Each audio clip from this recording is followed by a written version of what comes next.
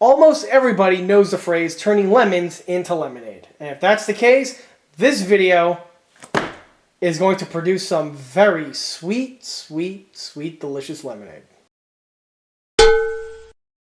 Whoop. Oh, hang on. Wait a second.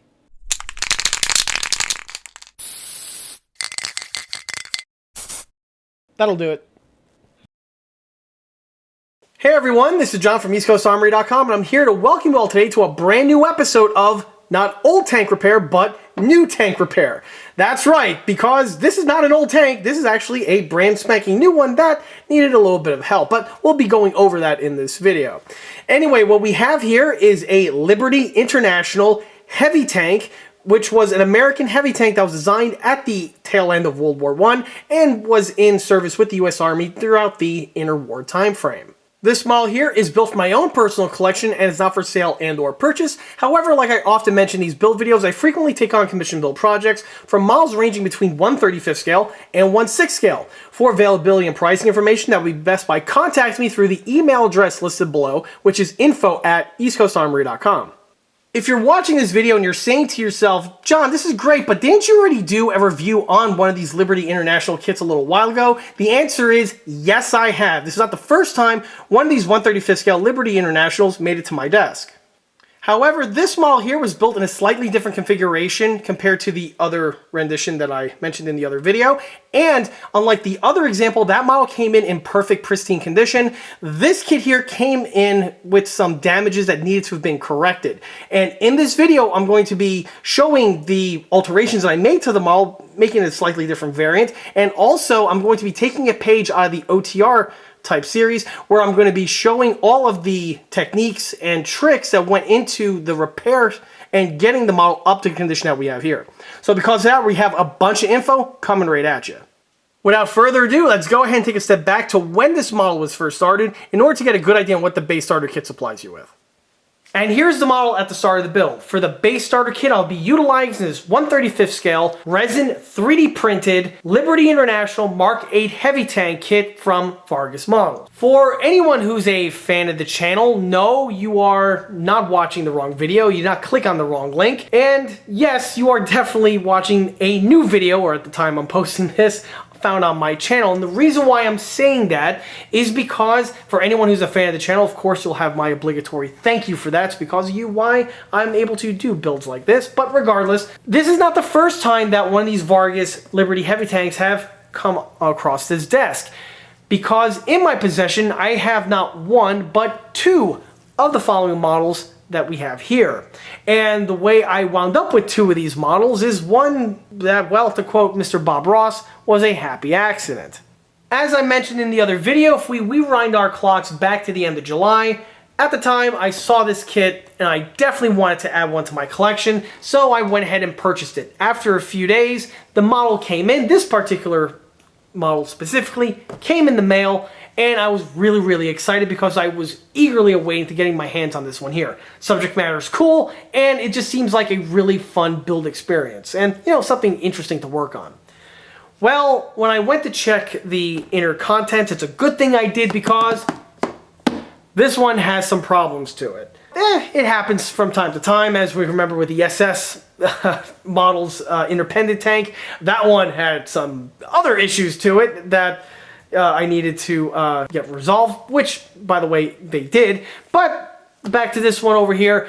After seeing the issues at hand, I went ahead, took some photographs. I contacted Vargas on eBay. I showed him the photographs and he said, yeah, that's going to be a problem. So I was actually just expecting some of the replacement parts that were necessary in order to come in order to build the model. But I got to give Mr. Vargas credit where credit is definitely due on this one. He didn't do that. Instead, he did the Giga Chad move and sent me another Liberty tank, a full kit. And I can't stress that enough, how awesome that is, because these kits here are not cheap. They are about over $100 with shipping and everything factored in. So for him to just hand me another one when some replacement parts would have been suffice is definitely showing the type of quality of his customer support. And again, it even surprised me that I wound up with a whole extra kit. So if anyone's out there who are interested in buying anything from Vargas, I cannot recommend this guy enough. His kits are awesome. His customer service is definitely really, really good. He hooked me up. And if you're watching this, Mr. Vargas, I want you to know, bro, you're the man. You really, I cannot thank you enough for what you were able to do. So the other model that came in, of course, that is the subject matter of its own model showcase video. And that's the model that I went ahead and built and made the video on. Well, I got this one over here, and there's no point leaving an otherwise full kit sitting idle when there's a few things that need to be repaired, and since I am, I believe, capable of fixing them, well, I might as well go ahead and do something with this kit. So now that you know the background of this model over here, let's crack the box open to see exactly what is going on here. So for anyone who's watched the other video, I'm going to go over at a quick glance, as again, this is all deja vu information. Here we have the instruction manual. It's done on a laser printer, and everything is full color, and the instructions are pretty good for what they are. We have here a little Ziploc bag of some parts, namely grills. And the grills, by the way, are excellently printed. You notice they are hollow through and through, and everything is a good quality resin 3D print. Again, as I mentioned in the other video. So here we have the center portion of the hull, which is in excellent shape. There's nothing wrong with this printing over here, and this is a quality print. All the detailing is exactly the same as I mentioned in the other video. Nice and crisp, nice and engineered with the way everything is laid out with geometry, and again, everything is exactly where it needs to be, and the quality of the prints are definitely superb. And this is where we come to what made this kit have the problems that I needed to get some replacement parts for. So starting with the pontoon, on this particular example here, everything looks hunky-dory. And for the most part it is. You know, the part is nice and straight, it's not curved or warped in anything along those lines. Until you get to the very front track link right over here, and as you can see, it is improperly printed.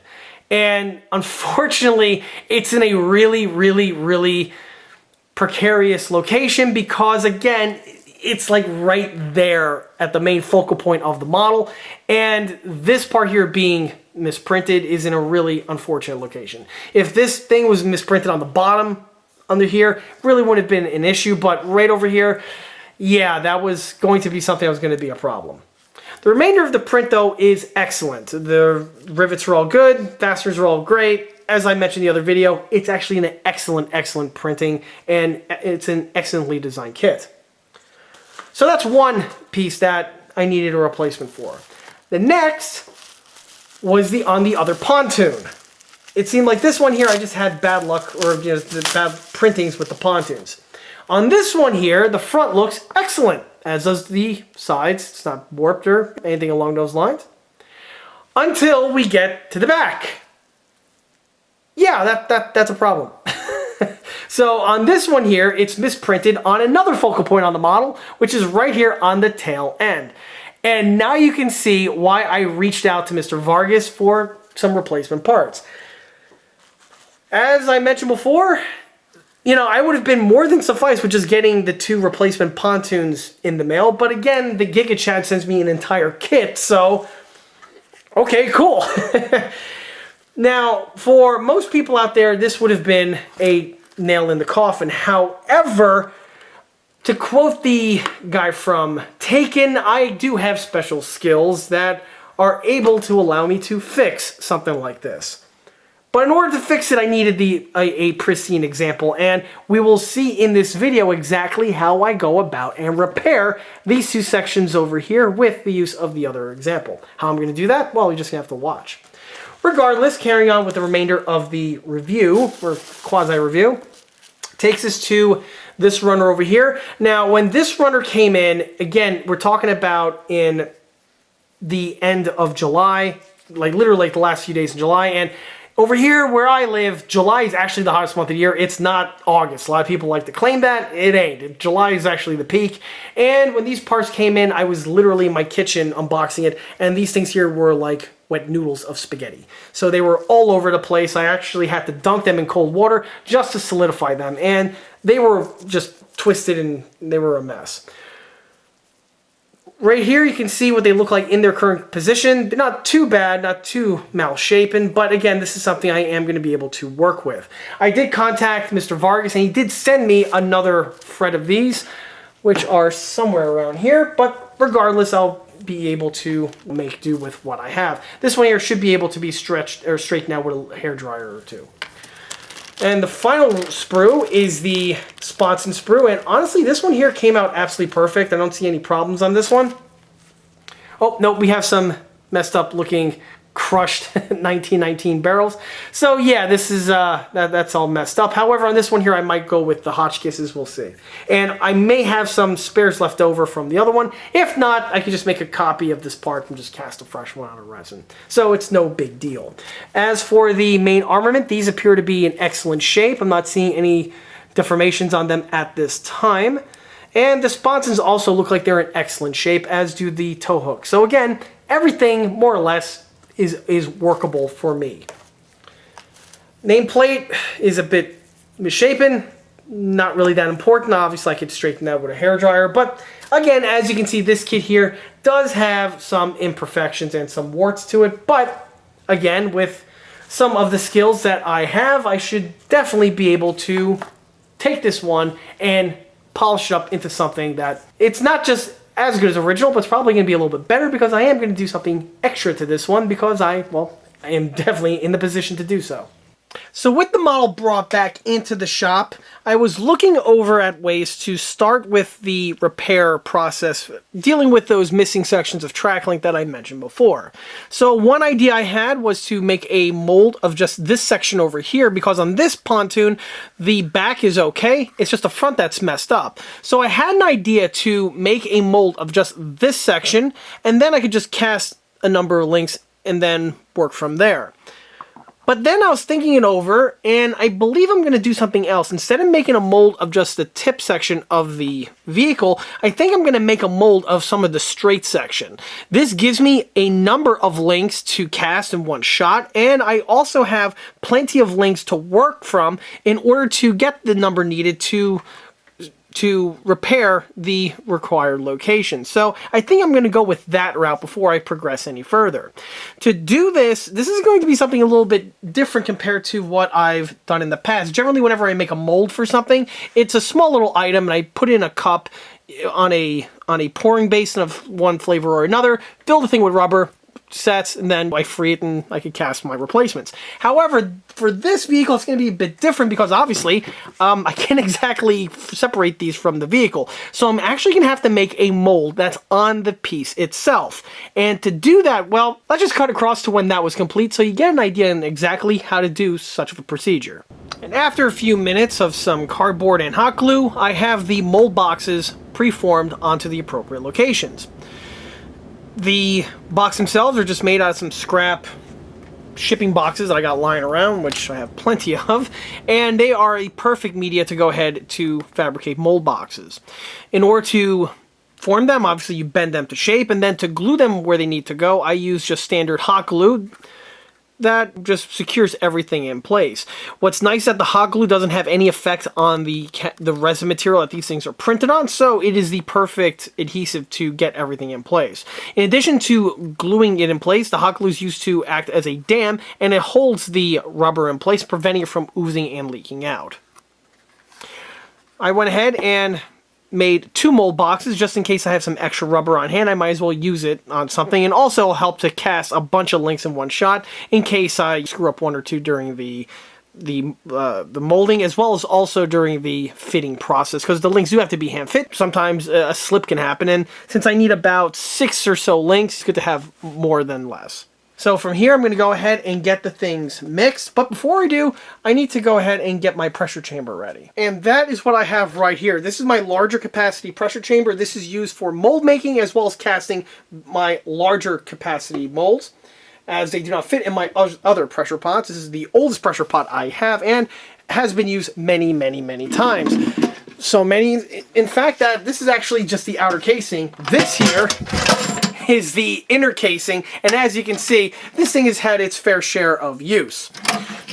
The reason why the inner bucket is not fitted in place at this time is because with the sheer length of the Liberty tank itself, it just basically was not going to fit inside of the smaller diameter found on the inner liner. So I'm just going to have to take the liner out, and I could go ahead and use this for the molding as well as the casting. Well, not the casting, obviously, because the molds are going to be half that size, and I'll probably even use the smaller pressure pods for those. But regardless, for the molding, which is the most important part, that is going to be done in here just like this.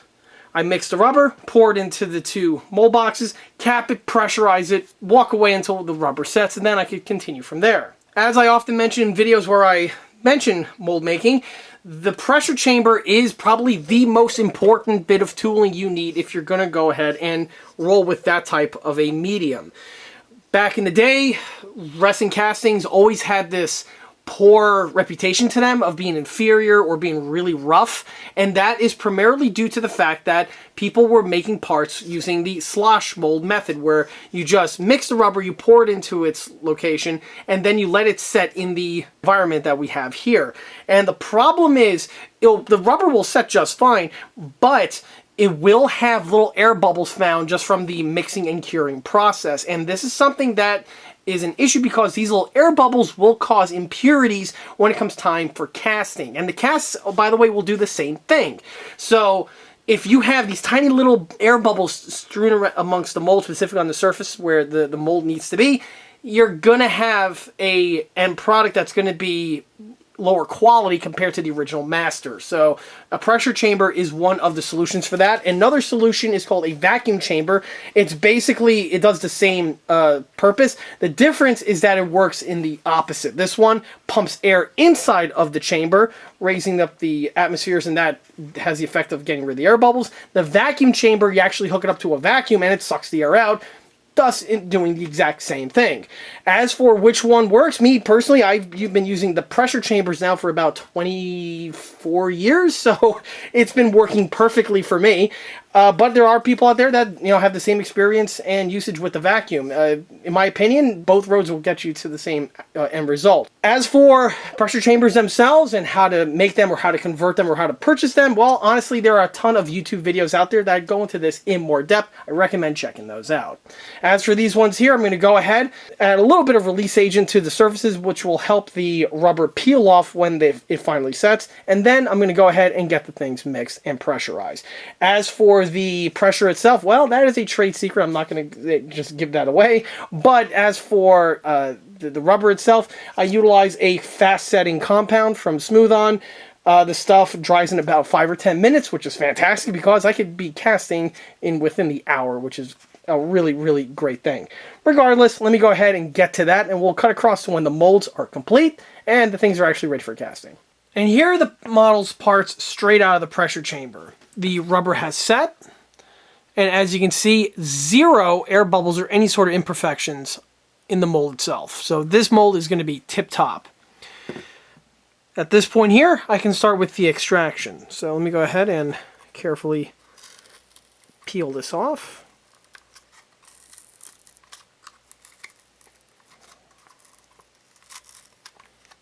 Hot glue did a really good job with bonding everything together, which is exactly what you want. Looks like it bonded a little bit too well, but we'll see how that pans out.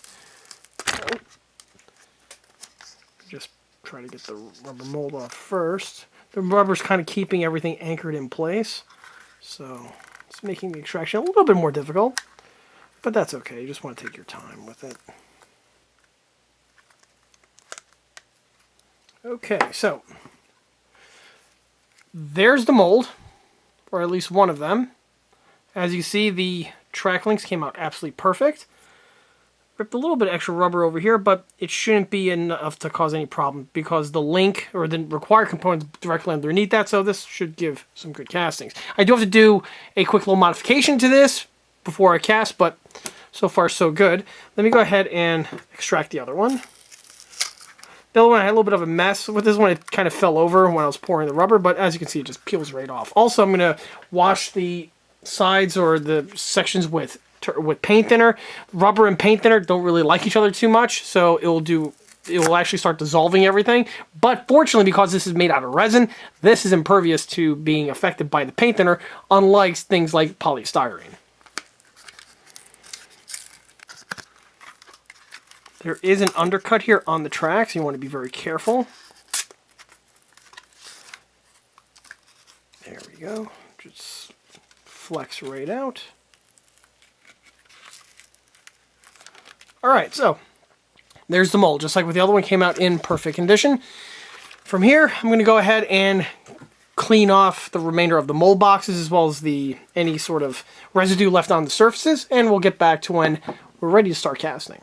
And here are the two sections now completely cleaned off from the hot glue, the mold segments, and even the release agent and the shards of rubber for good measure. This was all done. Well, first the hot glue peeled right off. You know, you have to be very careful when doing it, and it came off pretty well. I did get a chip over here. I think that was more from me going up and down with the air gun a bit overzealously, or possibly even when I hit it with my stiff bristle brush, probably chipped that little piece off. These are pretty fragile, these tips here. This is something I can easily scratch build. Matter of fact, in my other Liberty video, I actually went ahead and had to repair a trackling that had a little bit more damage than just that. So I definitely am sure I could take care of that from this point onward. But the hot glue then was carefully able to just peel away. And then for good measure, I took my stiff bristle brush, dipped in some paint thinner, and I was able to just rub it up and down the surfaces, and it was able to thoroughly clean away any sort of sections of rubber that were on the surface. As we saw before, one of these was actually pretty dripped out with rubber, and it cleaned up very, very quickly. So at this point here, I'm actually ready to start with the actual construction, or I should say the repair before construction. And to do that, that takes us back to these new molds. So the molds here, as you can see, are awesome. What I do need to do, though, is I need to put a bridge on either of these sections over here. Obviously, once the resin goes in, it's just going to flow right out. That's bad. So I'm going to go ahead and either use clay or just cardboard and just seal off these two sections. This is obviously not a production mold. These are just going to be used for this project over here. And then afterwards, they're just going to sit idle in my rubber bin, which kind of sucks because I always hate using rubber for a project. I'm only going to use the piece literally once on, but you never know what happens. Sometimes another project comes along that may need something like this, so it's always good to have on hand. But regardless, I could go ahead and cast these. And once that's casted, I'll go ahead and cut across to when that's all done. And I'm actually in the process of repairing and taking care of these misprinted sections on the side panels. Here are the track sections now casted. In order to get them casted, you can see that I went ahead and had to build a little cofferdam on each side of the track just to prevent the resin from oozing out. This was fabricated out of just a little strip here of cardboard, and then was hot glued in place. It was more than suffice to keep the resin at bay while it was setting. Another thing that you'll notice is that it's placed on a piece of cardboard. That's because this rubber is actually very, very flexible, and with the interior portions of my pressure pots being what they are, covered in clunky resin, it needs to have a nice flat surface, or else the rubber will contour with the uneven terrain, and then it'll cause some deformation, none of which is really that ideal. So the cardboard here is a nice, efficient way of taking care of that. So now that the resin is set, yep, it's nice and hard, let me go ahead and free the mold.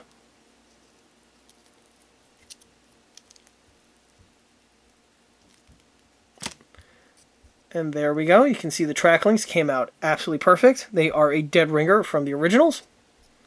And from here, I could have more than enough links to come up with the needed ones for the repair. Let's try this one here.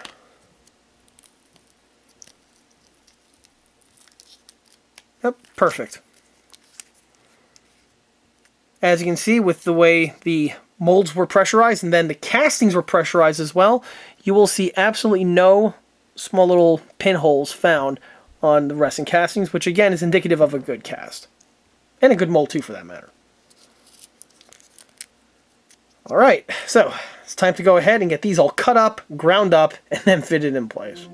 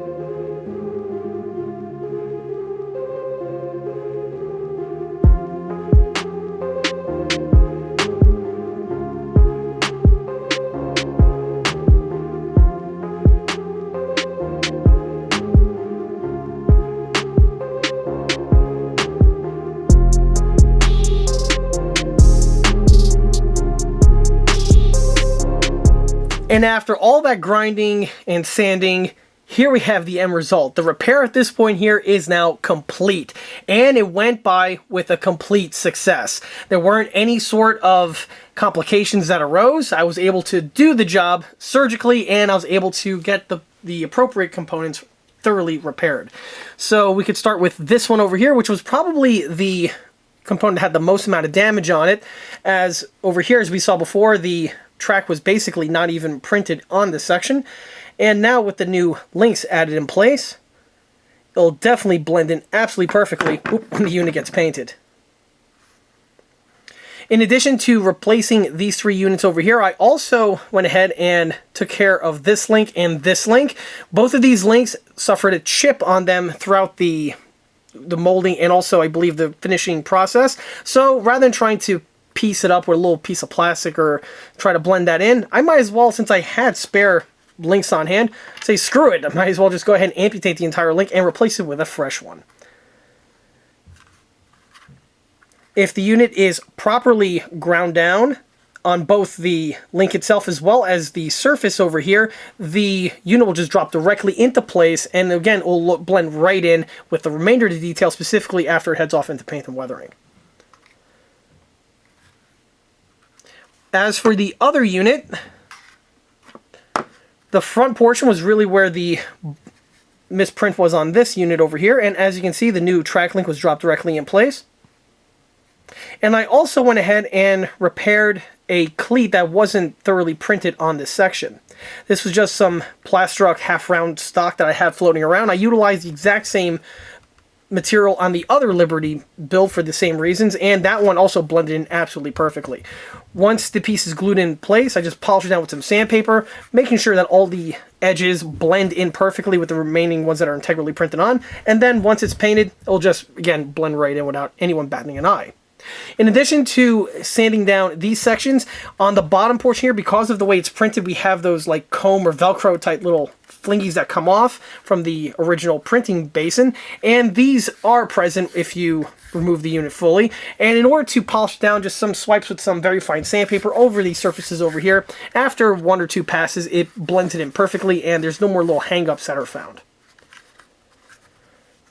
I'm really stoked on how this turned out. When I first saw the unit with its misprinted status, I was like, ugh. But you know what? It definitely turned out to be a good restoration.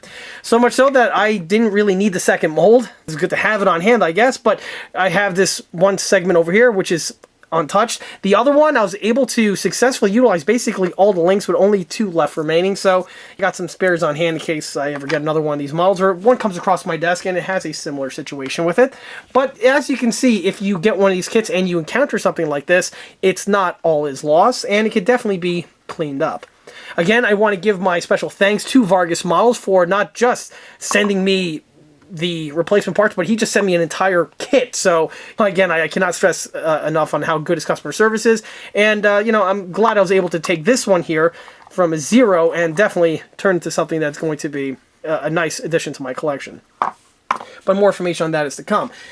From here, I'm going to now continue construction as I would with any other one of these Liberty kits. The first thing I am going to do is I am going to polish down these intersections over here. With the way it's printed, we do have these little struts that are in this area. As we saw earlier, it kind of looks like a jail cell over here with all these little bars that need to be snipped away. These were clipped away with the clean cut snip, and what I like to do is I like to run a needle file or some fine sandpaper just in these recesses over here that cleans up the pivoting section so that when the main arming slips in place, it does so in a nice smooth manner, and there's no little hang-ups that could potentially prevent the part from slipping in appropriately. With the side sections completed, obviously the model can progress with the remainder of its construction, much along the lines of the way the kit was originally. And although I can do that, since I already have another version of the Liberty in my collection built out of the box, this one here I decided to do as a slightly different version. Now, it is important to mention that with the way the kit is, you can actually build it in one of 2 configurations. You can build it as the American version or as the British version with the different type of MGs. You have the 1919s or the Hotchkisses, which, by the way, yes, the US Army did utilize those too when the unit was first developed. However, instead of doing that, I'm going to do something a bit different for this particular build, since I have the opportunity to do so. But before I go ahead and bring that to the table, I just want to mention that the model now has its side sections glued in place, and the unit goes together very, very quickly, as one can clearly see. The only thing is, when it comes to mounting on the pontoons, you do have to do some hand fitting onto the center hull itself. With the way the sections plug on, I found it that the fit is very, very, very, very tight. So tight so that you'll just end up breaking things if you just try to force it where it needs to go. So with a Dremel with a high-speed removal bit and a small router bit, I was able to just open up the tolerances on some of the components in order to allow the pieces to plug on in a much easier way. In addition to that, there is a small little shift found in this section over here, and that runs all the way to the back, and this can interfere with the hull section. So I mark it with a pencil, and I take care of that with the Dremel with a small router bit in order to remove that material, which again will allow the tracks to be mounted on in a easier and a more efficient manner.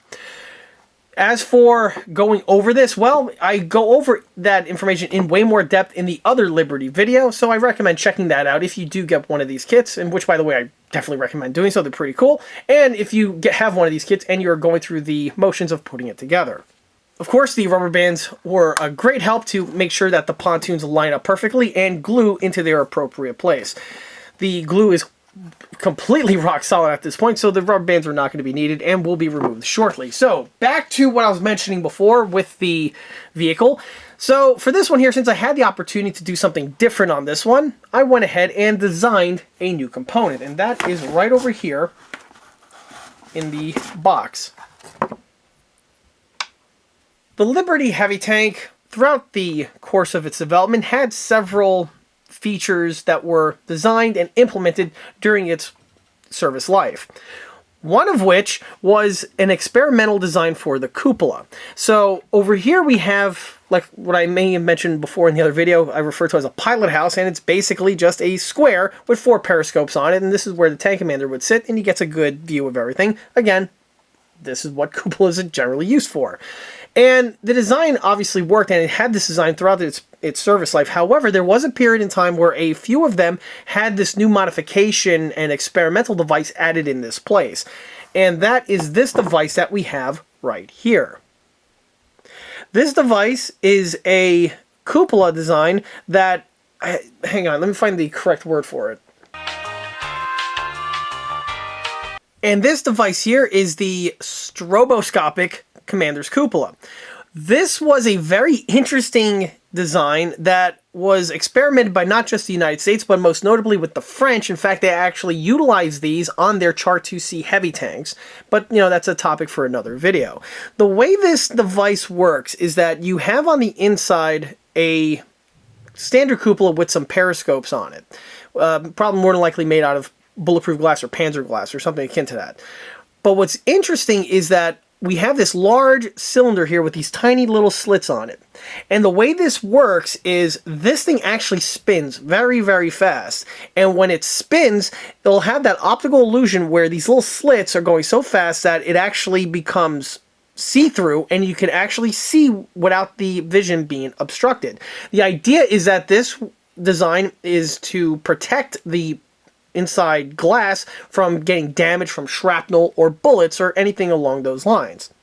Like I said before, this design was experimented during the 1920s and 1930s time frame and was most notably used by the French, who actually put these in production. As for if they worked or not, well, not really.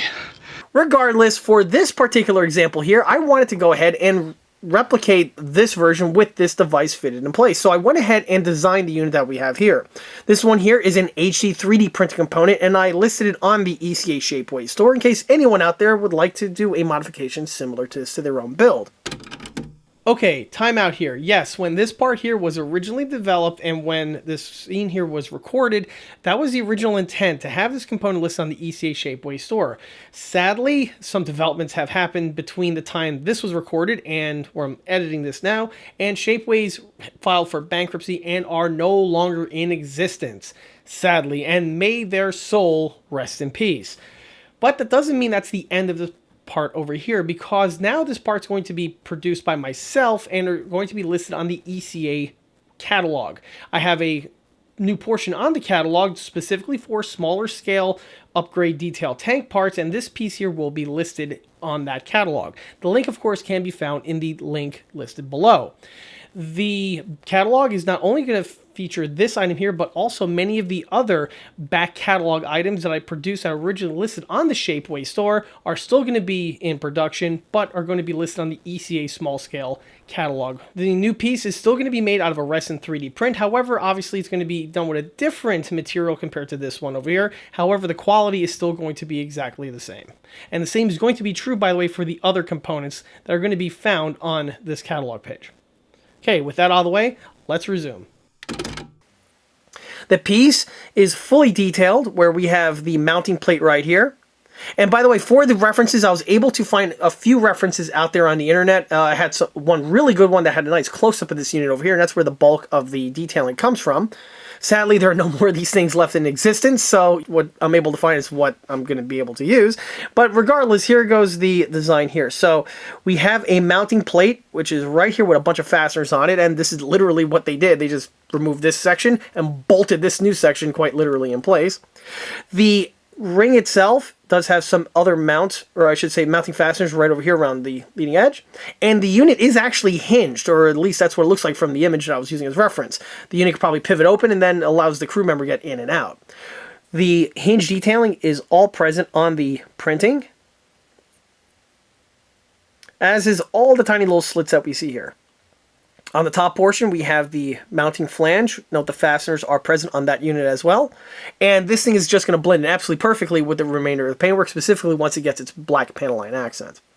To mount this unit in place, the original pilot house is going to have to go, as well as a little bit of material here for the rigidity strap that we have here on either side. Once you carefully remove those two locations, the new unit should just drop directly into place.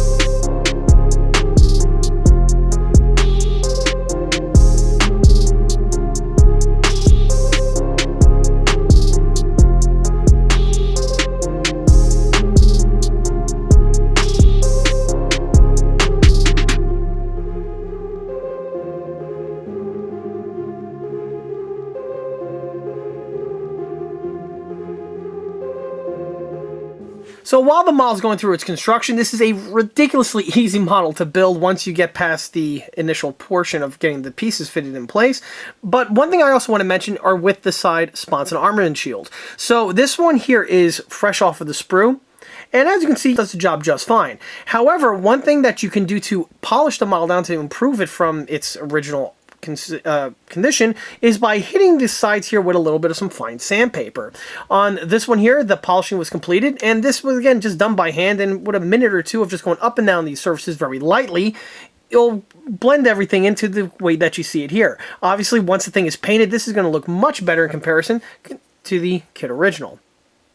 Same thing was also done to the exhaust manifolds, where again they had a similar type appearance as this one over here, and after a few swipes of sandpaper, they are much more refined compared to the original condition that they were on the sprue.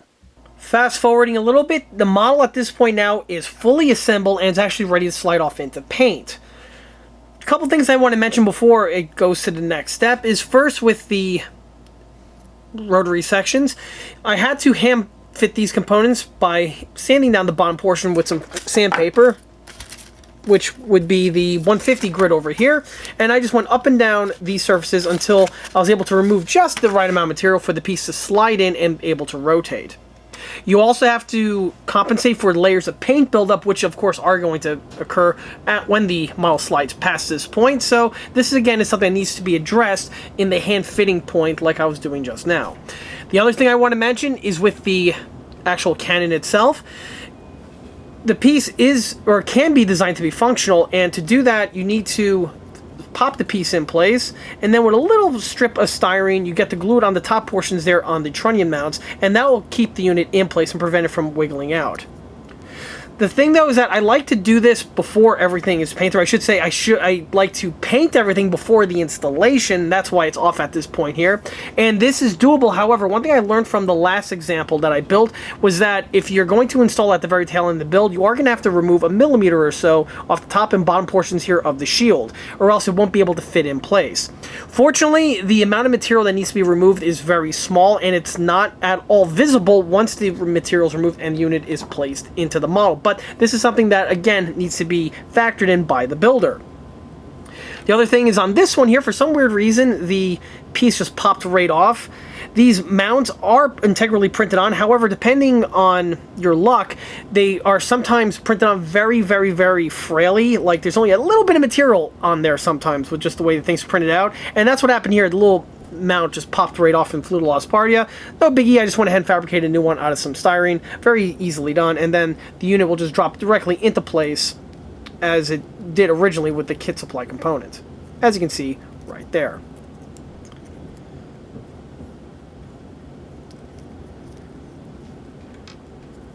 The MGs have also been fitted in place, and you can see that I went ahead and drilled the 4 holes on the top portion of all the shrouds. This was as per the real unit. And you'll see that the MGs are placed on the model in the various locations, except for on these 2 sections here of the center tower. And the reason why I did that was for 2 reasons. First, when it comes time for painting, I like to suspend the model, and this area here is a fantastic location to run some wire across in order to suspend this thing so I get all access to paint it. But another reason why is because of the locations. I obviously have to paint the track, and this is done with a paintbrush, and you can't really get in here, or I should say it's much harder to get in here if you have the MG barrels in the way. So those are going to be painted off of the model and then will be installed at the very tail end, probably just before the thing slides off into varnish. Same thing is also true for the exhaust manifolds. They are not yet glued in place. I like to paint them and weather them off the model and then pop them in at the very tail end of the build. On this side here, the last thing I want to reference is this small little piece of aluminum. Hopefully it comes out in focus, but there's a little blade in this section over here. It was originally integrally printed on like this one. However, during the course of construction, when I was rubber banding everything shut, the rubber band hit this area over here and cracked it off. It's very, very frail, and on my last build, it came, I think, broken out of the box, if memory serves. So regardless, it had to have been replaced. Fortunately, it's a very simple piece to replace. It's just a little piece of thin soda can aluminum, cut to shape with a scissor, and then just glued on when the shards of the old one have been amputated away. Once everything is painted and weathered, it'll just blend in with the remainder of the detailing. So from this point over here, I'm going to actually pack the cannon sections on the sponsons here with paper, just to prevent any sort of paint from getting onto the inside. It'll cause some buildup, and it's not something I generally like. So I'm going to go ahead and do that, run the wire across into here, and then I can finally get all these components into their coat of primer, and then off to paint it goes. And here's the model fully completed. Let's go ahead and take a quick walk around this model.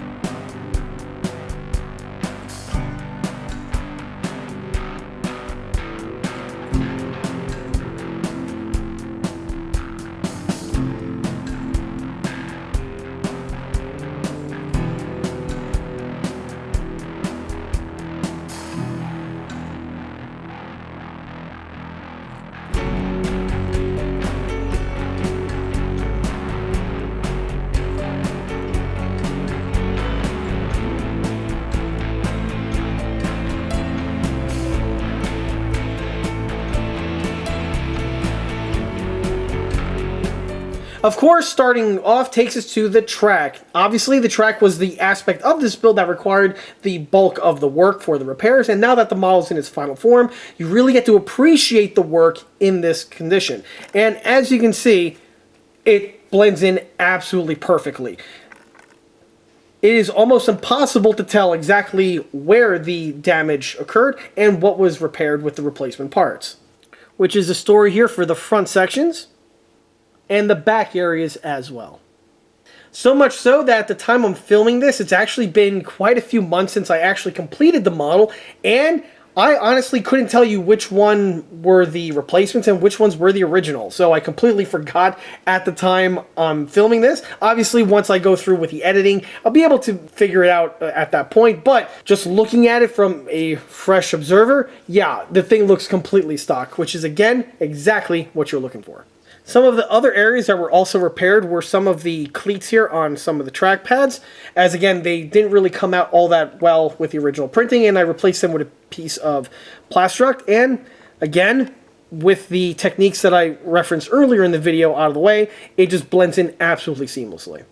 Same is also true for the fin sections that I mentioned before. These are very frail on the original printing, and even on my other example, I did encounter these pieces being broken, either by me or just by shipping.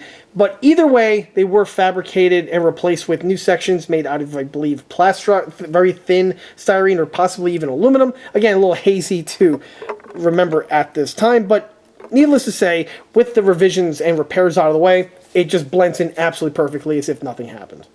Carrying on, takes to the side sponson armament. The piece is fully functional, as I mentioned before, but here you get to see it in action. It is a little sticky just due to the varnish. However, it does a good job in keeping everything in place.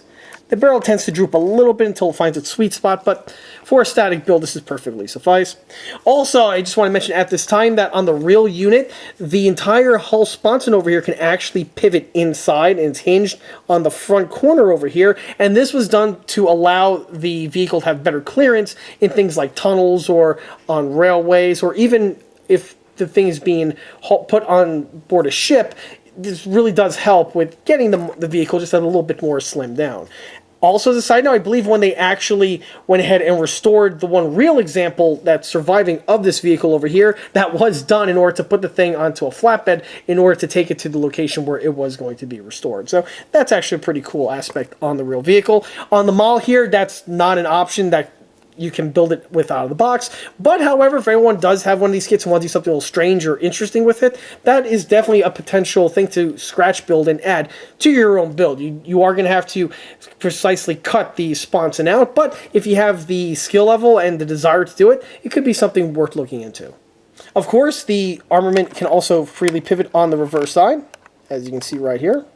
Moving rearward takes us to the track guards, and you can see that it is a mirror image on the opposite side. These are the kit supply units, and I use them out of box, and the pieces are decently rendered for what they are. However, they are very frail with the material that they are molded in, and also with the thinness of the parts, so you do want to be careful when handling them. The pieces do remove off of their mounts, and the little struts that hold the pieces in place snip away very easy and effortlessly. The piece geometrically on the real one is just a piece of angle iron that's just bent to shape and then riveted to the following location. However, with the way the piece is printed, I guess because of the thin nature of the parts, they do have this little like wavy nature to them on the bottom sections, and this is something that I addressed with a piece of sandpaper as well as a needle file, and I carefully hand fit these pieces so that those little wave sections were eliminated, and once done, it leaves for a better piece, like you see here, that's ready for installation. Also on the installation, the kit does not have any real indexing points, either found on the hull itself, so there's no indication points or a peg and groove type system, so you basically have to monkey see and monkey do the piece and fit the piece in place just by feel. The instructions are pretty good. However, I also recommend opening up some pictures of the real surviving examples, where there are a lot of good photographs out there of these sections, and with that in hand, this will really help you align these pieces to make sure that they fit into the correct locations as effortlessly as possible. Having said that, the pieces do install pretty well, and once you find the little happy sweet spot, they do go on without any sort of other issues. Also in this section here, we have the little hooks that are found on the side. There is another corresponding set found on the very rear and also on the very front of the vehicle. And these are fairly rendered. However, they do deburr and mount to the model pretty easily. I will say that the ones here on the side, there's a little bit of extra space on the U-shackle where it doesn't quite fit onto the bracket very securely. And in order to remove any sort of gap, the trick that I did was during installation, I glued one of the ends in place, and then I hit the piece very quickly with a heat gun just for a couple seconds, which softens up the thin nature of the resin, and then I was able to just squish the piece into place, and once the part cooled down, it's a nice tight fit, as you can see here, and there's no other gaps to worry about. This was not something that I encountered on the rear or the front, it's only the ones that I encountered on the sides. Moving topside takes us to all of the MGs, which of course this vehicle is bristling with. Again, it's very cartoonish in that aspect, but that's how the real vehicles were. And it's definitely a product of its time. On the MGs themselves, the kit gives you an option to either roll with the Hotchkiss pattern or the M1919. So I went with the M1919 pattern, which again would be more appropriate for this vehicle being in US Army service and also from this era being the 1920s, 1930s period. So the kit supply pieces are very nice in that they are decently rendered and they have a nice little ball and a socket type thing where they just plug into this area here, and you can adjust them to any angle that you desire, which allows you to get a little bit of nice life out of the build as opposed to just having everything just sticking out in a straight line. As for the pieces themselves, the rendering is good. However, the one little detailing that they are missing are the little cooling holes that are found on the top portion here of the shroud. Now, you're going to say to yourself, but John, you said this is a 1919, and 1919s are fully ventilated. This thing isn't fully ventilated. Yes, you're absolutely correct, because this here is a guard that protects the shroud that would be on the inside. It's kind of like a Lewis gun in appearance, obviously not in functionality at all with the way that cooling system works, but either way, inside this large tube over here would be the standard 1919 barrel, or a slotted version, because we're talking about a very early pattern. I'm not Ian from Forgotten Weapons. Anyway, on the shroud itself, there are these 4 ventilation holes found on the top, and these are absent on the stock tooling. In order to improve the kit, I recommend drilling these out with a small pin vise with a very small bit. You do have to be careful though. It's good to pre-mark the areas with a pencil just so that you keep everything in a nice straight line and also prevent any sort of other mishaps that can potentially happen. The resin is very thin, so the drill bit goes through very quickly, which is why I recommend a pin vise as opposed to a Dremel. Even on its slowest setting, it's still going to be too fast and could mangle the part. Not something that's ideal. The other thing to mention is that with the way these things are printed, they are filled with resin, just with the nature of the part. And so after you're done drilling these holes out, the resin is going to start oozing out from these sections over here, and this is going to need a little bit of cleaning. The way I cleaned it was I submerged all of the parts after the holes were drilled into some mineral spirits, and then after swirling them in there for a few moments, I took them out and I took my air gun and I was able to blow compressed air into these sections over here, cleaning it out thoroughly, or as thoroughly as humanly possible. Once that was completed, I was then able to glue everything in place. The kit, I believe, does give you enough as spares, so you may have like 1 or 2 extra, if I'm not mistaken. I'm a little hazy on that because it's been a while since I built this one, so don't quote me. But either way, the MGs are one of the vehicle's strong suits, and it does look pretty cool with having all of them fitted once complete. It is also important to note that there were several different configurations for the MGs on the Liberty vehicles that were in service with the US military. I've seen examples where the rear one was not fitted in place and they had a hole there or a plate, and I've also seen the same thing for the ones here on the sides. There are some pretty good references out there that go into the weeds on the Liberty tank, and if that's you, that's some pretty good information to read up on. So, and on your build, you could probably make it just a little bit more tailored to that type of period, as opposed to this one here where I just rolled with the stock configuration. Moving rearward takes us to the grillwork sections, and the grillwork is actually one of the kit's stronger aspects. The pieces are nicely rendered in that they're hollow through and through, and they look great once fitted in place. They just get removed off of their sprue and then fitted onto these locations where we just have some holes that are integrally printed in the top deck.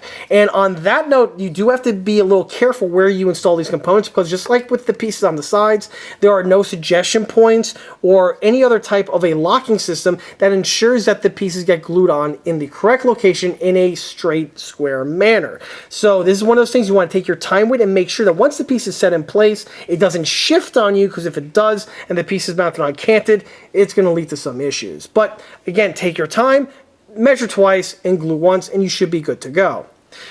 Also in this area here, you get to see the exhaust manifolds. Just like I was referencing before, these are kit supplied and are again, nicely rendered out by the Vargas model kit. The pieces, like I was also referencing before, are painted and weathered off of the model and then are mounted on at the very tail end, just prior to the model being completed and ready for display. This is just to ensure that everything can be thoroughly painted and weathered without there being any miss spots, just with the nature of these parts. With installing, where I should say with the installation, they just drop directly into place, so installing them at the tail end was a very easy done manner. As for the weathering, I'm using the sophisticated finishes technique, where it's just a rusting agent. It's a two-part type paint. First paint is like an iron oxide type paint. You just brush it on. Once it's thoroughly dry, you hit it with this chemical, which is a catalyst, and it causes the steel to rust, leaving for very realistic effects that we have here. Once the pieces were rusty, I then mounted them in place, and this has to be done after the model is varnished. The varnish will do funky things with the rusting agent, so in order to prevent that, the entire model is varnished, and then at the very tail end, again, these pieces just get dropped onto their appropriate locations. After these get fitted on in place, some airbrush weathering is added to the exhaust muffler sections, or exhaust tip sections, I should say, just to complete the final weathering look. The guard here, that's part of the kit. It goes on without any issues, and this is installed while the model is being built, and with the way the exhausts are, they can just slip in from underneath without any issues. One other addition that I made to the model that's absent on the tooling, but it's also one that's found on the real examples and will definitely help the build, is the addition of the U-shackles that we have here that secure the exhaust in place. And on the real vehicle, these are just literally hardware store type U-shackles that are used to slip over these sections and are bolted to this sidewall over here, again anchoring everything down. These are absent on the kit, and these were fabricated out of some thin floor wire. They just bent into the shape of a U, pre-painted and weathered off the model, and then when the time came, I added them to the appropriate locations, leaving for the final end result that you see here. It's a very easy bit of detailing to add, and it's one that once added, it again amplifies the build quite a bit. Of course, this leads us to the last bit of detailing that was added. It's also the key defining aspect on this build that definitely separates it from the other contemporaries, including the other one in my collection, and that is with the stroboscopic Commander's cupola. The component, as we saw before in the raw, we had a nice good look at it in its original material, and we also got a chance to see the unit during its installation and the amount of work that it took to get the piece fitted in place. And as we saw in the earlier scene, it doesn't really take that much extra effort in order to get the piece adapted to fit onto the model. Now that the component is in its completed form, hopefully it comes out better with the details on camera, and you really get to see the fasteners and all the other hinge detailing that I was referencing earlier.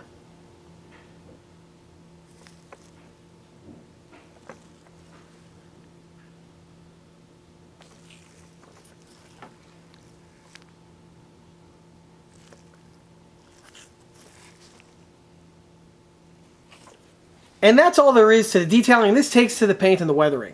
So for the paintwork, like I mentioned in the other Liberty tank video, these vehicles had a distinctive color on them, or I should say a distinctive shade of olive drab, compared to the vehicles that came later on. And as I mentioned in the other Liberty video, the paint that I used was the color Pullman Green from Ammo. The ammo paint is an acrylic and was applied via the airbrush, and it was the exact same bottle that I had left over from the other build. However, before the paint gets applied, the entire model, of course, needs to be thoroughly primed with some flat black spray paint. The flat black gives a nice surface for the acrylic paint to adhere to and just makes for a better build. The ammo paint was again applied with the airbrush, and ammo paints are excellent. They go on very easily, very effortlessly, and in a coat or two I had the entire model thoroughly painted. The bottles aren't exactly that big, so I don't get that much paint. However, I was able to get both of these examples thoroughly painted, and I still have a little bit of paint to go. So that should give you the amount of longevity to expect on one of those little bottles. As for the color itself, like I mentioned before, it's Pullman Green, and that is done strategically. The color that I used was, again, Pullman Green, and this was not done by accident and was specifically chosen for these two particular builds. The reason why I went with Pullman Green is because there is this theory, and it's one that does have lots of plausibility to it and also some evidence. is that during World War I, when the U.S. entered into the war, they needed a shade of green to paint their military vehicles for camouflage. And at the time, there was no official olive drab paint, so the paint that was chosen was paint that was off the shelf, and the one color that was widely available was Pullman green. Pullman, of course, was known to create cars, passenger cars for trains, and they had this distinctive green color to them. And it's theorized that this paint was utilized on the very first generation of American vehicles. And the reason why this has quite a bit of plausibility to it is because at the time, the US government and the railroad industry worked hand in hand very closely with one another, specifically in terms of manufacturing a lot of heavy pieces of equipment. So the use of the Pullman green is one that holds a lot of water. This is well documented in one of the squadron books. Either way, the Pullman green was the color of choice, and that's the one I went with. The difference, though, with this one was with the shade. So the other one, again, was painted with the same base coat. However, on this one, I added a different wash or two in order to change the color somewhat so the two vehicles in my collection look a bit different from one another. We'll, of course, see that in the next scene where, spoiler alert, I'm going to go ahead and throw the other one on the table. So you got to compare and contrast the two with the features and the paintwork that the two do have. The majority of the paintwork was all done with the airbrush, and all of the paints are, again, acrylics. The airbrush was responsible for the application of the base coat, the washes, and also the counter shading that leaves for the modulation look. The black is, to me, a flat black. I dilute it, and then I go ahead and add it to the various crevices, leaving for the final results that you see here. In addition to the airbrushing, I also go ahead and use, to me, a panel line accent to get in there and to really get into all of the little cracks and crevices, not to mention all the rivets, to make everything pop. And on a vehicle like this, you will have a lot of panel line accent work to do. But it's one that will yield for some fantastic end results because, again, just the nature of these type of rhomboidal type tanks, lots of crevices, lots of fasteners, lots of panel lines that can be accented. On top of that, once the panel line accent was done, I went in there with the dry brushing effects for the chipping that you see all over this model. It's also quite customarily seen on my other builds. On the tracks, you will see that the tracks have also been thoroughly painted and weathered. And for the tracks on this model over here, I first painted them with flat black. After everything is painted with a paintbrush, I might add, it's easier to go ahead and just thoroughly paint everything in that manner as opposed to trying to mask it up and airbrush it. It's a bit tricky to do. It's honestly easier just go in there with a paintbrush and make do. And after the paintbrush was done, I was then able to go ahead and weather them with the following effects. This would include some shades of cream or white in order to lighten up the black on the tracks. I also went ahead and took some rust color and added a thin little diluted little stripe of rust on the track sections.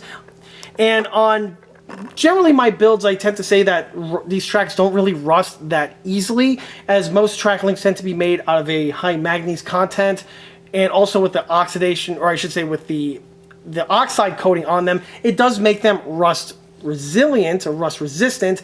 However, for a vehicle like this here, it's kind of a different ball game. On this here, think of it again more like a piece of heavy machinery, like a bulldozer or an excavator, and those tracks are made out of different materials. For instance, these are just chains on the real vehicle, and these faces are just steel stamped sections that are then riveted in place. I seriously doubt that these steel sections are made with the same type of metals that we see on the other track links that have the more corrosion resistant properties to them. Also, keep in mind, by the 1930s time frame, these vehicles were very, very getting long in the tooth, and they were driven quite a bit. However, you would start to see time catching up to them, and you would start seeing things like surface rust develop on things like the tracks, which would get scratched and would then, of course, later on develop some rust. Not a whole lot, but as you can see here, you can see that the tracks aren't exactly fresh. As for the remaining effects, this is done with dry brushing, where I take silver paint and I just dry brush it over the areas over here, highlighting all of the grouger sections as well as the dimples and the other rivets when they get hit with the brush. It makes for a nice effect that you see here, and it does really highlight everything, and it does give the model some popping visuals to it. When you are painting the tracks, you want to be sure not to just paint the outside portions, which is the easy part. Where it separates the men from the boys is you want to go in there with a very thin paintbrush and paint the intersections that overlap the hull areas. That's something that you really got to stay on the ball with, but if you do it correctly, it will really make the build be that much better. After that was concluded, it was then time for the varnishing, and the entire vehicle was coated in VMS matte varnish. Even though the vehicle doesn't have any sort of decals on it or markings, I went ahead and added the varnish anyway because it protects and seals the paint on the model, and on top of that, it just gives the model this wonderful completed look to it. It's one of those things that's really hard to explain, but if you see it, the thing just glows and it looks fantastic. And that is definitely something that can be appreciated when you use that material. Again, I'm a huge fan of the VMS matte varnish, and matter of fact, at the time of filming this, is going to be a sale coming up soon, and I'm definitely going to restock because I use quite a bit of it, as one can tell. However, the final bit of weathering to mention has to be done after the varnish, which is, of course, the exhaust, but I mentioned that before. But the other thing are all of the oils seepage. So with this vehicle being the type of vehicle that it is, you have a lot of bearings, and these bearings hold oil or grease, and these things will leak out inevitably. And when they do, you will have the following effects that you see here. So this is done with just some Tamiya gloss black on a paintbrush, and I just go ahead and add it to some locations. Here we have some streaks on these areas here. But we also have some sweat effects happening right here on the rollers. Same is also true for the ones on the intersection, and if you are going to go with these effects, don't be lazy, do the ones on the interior portion as well, just to thoroughly cover your bases. But once it's done, again, you will see that if you hold the model up in a certain light, you'll get a nice little sheen to it, and it's one that also looks fantastic when seen in person. Obviously, this has to be done after the VMS matte varnish gets added, because matte varnish is just going to make everything flat. And with these pieces here being gloss, you want to have that glossy look like you see here.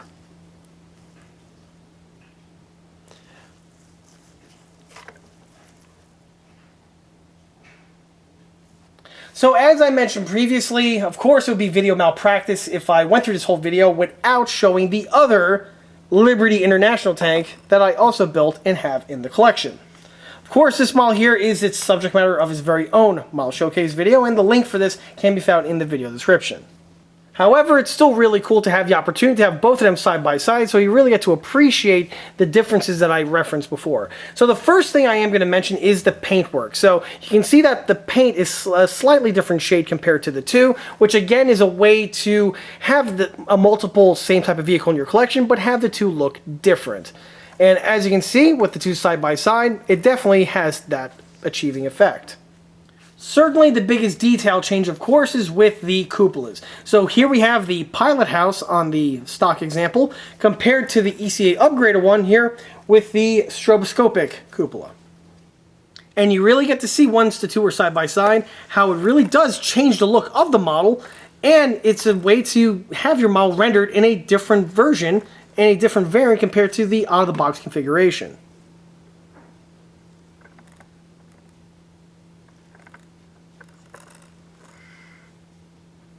It does give the model a slightly higher profile to it, however, it'll still be able to fit in a clear plastic box without any issues. As I mentioned in the beginning of the video, this was definitely a surprise type build, and it definitely turned out to be a turning lemons into lemonade type of a situation. But as you can see, this was definitely one very delicious glass of lemonade. Again, I want to give my express thanks to Vargas Models, who went ahead and simply made it right by sending me an entire new kit. Like I mentioned in the beginning of the video, I cannot stress this enough, I was not expecting to get a whole fresh kit. I was just expecting to get the necessary replacement parts and continue the build as normal. However, he went out of his way to send me a whole other example, and for this, I cannot recommend him enough. Also, I just want to preface this, I did not go ahead and tell him about my YouTube channel or try to do the whole influencer thing. Nothing along those lines. I went ahead and purchased this as a standard customer, and he went ahead and just sent me these pieces. And again, this definitely is a testament to his customer service, so much so that, again, I cannot recommend his kits enough, and I will most certainly, more than likely, be a return customer to him in the future. Buy with confidence. He's a good guy, and he definitely deserves your business. And at the end of the day, there's really nothing much more I can say about this build. This was definitely a build that I was not predicting or planning on doing. It literally just happened with the circumstances that preceded it. This model here, with its original condition, most people would probably consider it to be a write-off and would just leave it as such. However, as you can see, with a little bit of elbow grease, sometimes you can actually take something that was completely doomed and left to be something that was just going to take up space or possibly end up in a dumpster, and turn it into something that is going to be a very nice addition to have to your collection. And to make the circumstances all that much more sweeter, because this model here is as interesting as it is, it definitely feels good to have another variant of this model in the collection, but also with the cost of the kit. As I mentioned in the other model showcase video of this kit here, the Vargas Models Liberty kit is not exactly that cheap. It is a fairly costly kit, so to have the ability to have two of them in my collection, essentially having the other one for free, just feels really, really great. Hopefully, if you're watching this video over here, you took away some new techniques that could potentially assist you if you encounter a situation like the one that I ran into over here. This is something that doesn't exactly happen very often, fortunately. However, it can happen from time to time, or possibly it could happen on a rebuild, and if this does happen, you now should have some new techniques in your toolbox that can better assist you with turning something around and possibly even fully restoring it. Jumping back to what I mentioned in the other video about the skill level and recommendation for these kits over here, these kits are really, really interesting and they're really cool. It's a really interesting subject matter, being the Liberty International Heavy Tank. This is something that has been completely and utterly ignored by the other manufacturers for basically forever, and at the time of filming this video, this is really still the only viable game in town if you're looking for this vehicle represented in 1/35 scale. For a number of years, there was this other manufacturer who was producing this kit. It was all done in cast resin. I'm not even sure if that company is still around, if the pieces are still in production, or even if the quality of the kit is that good. I have heard conflicting reports about that company. However, I can speak for the Vargas example, and the Vargas example is excellent in basically every metric. The detailing is fantastic, the size is nice, and the quality of the 3D print is also perfect. There's really nothing much more you could want out of a 3D printed model that this kit here doesn't deliver. These kits, like I mentioned before, are a bit on the costly end, being about $100 some odd, but again, if you're looking for a Liberty International heavy tank, this is really your only game in town, and in my opinion, the juice is definitely worth the squeeze. These kits do go together very well and mostly effortlessly. This one, again, is a bit of an anomaly, so you can't hold it against the kit as a whole. However, as I mentioned in the other video, if you get a pristine example like I did, this thing goes together ridiculously quickly. If you have the skill sets for working with cast resin or, of course, 3D print resin, this kit here is going to go together like a dream. The only thing that I do want to mention that some people may have a little bit of friction with is with the cost of the model and also with the complexity. There are some people out there that when they spend the type of money that this kit costs, they want something that's going to be a bit of a more protracted type build. Basically the type of people that want to get their bang for their buck, so to speak. And if that's you, this kit isn't really going to be for your liking because, again, how simplified this kit really is. It makes for a really quick and speedy build, no question about it, and it looks great when done. However, if you're the type of person that really wants to savor every piece of the build, this model here is not going to be for you. I would recommend something either with a full interior or anything from Mini Art. That's if you want complexity that gives you a nice satisfying ending, Mini Art kits are the way to go. For this guy over here, now this is something where you're going to want either something nice and quick, simple, but also something very unique. And if you're just a fan of this vehicle, this is where the value is going to come into play. As I mentioned before, this kit does have some extra added value where you can render in one of two configurations, either in the US configuration or the British configuration with the choice of kit supplied MGs and also the paint scheme to go along with that. However, as we saw in this video, I leapfrogged both of those and came up with a third rendition, being the version, of course, with the panoramic rotating cupola. And as I always say in these videos, whenever you have different variations and options available, the winner, of course, is the builder, as this makes for an enhanced build experience. And on top of that, once the model's built, it gives you a nice, interesting slant on the same vehicle represented in your collection. As I often mention in these videos, interwar vehicles have a really cool flavor to them and are a great way to get a little bit of extra fresh air, specifically if you're building the same old vehicle type over and over again and you're looking for something just a bit different and unique. If that's you, interwar is a great way to go, as well as also even paper panzers. Both of those will scratch that unique itch, and it's definitely one that will just enhance your collection at the end of the day. And with that, that wraps up this episode of New Tank Repair. If you like this video, be sure to subscribe to this channel, where it's a great way to keep up to date on new posted content, being 1/35th scale model showcase videos like this one over here, or the other larger scale project update videos that frequently get posted to this channel. Another way to keep in loop of new posted content is by liking us on Facebook. There, I have more photographs of this particular build, as well as photographs of the other smaller and larger scale builds that have been seen on this channel previously. Furthermore, don't forget to swing by eastcoastarmory.com for more 1/6, 1/16 scale, and now 1/35 and smaller scale build and detail components. Thanks again. I'll be seeing you all again on the next one. See you there.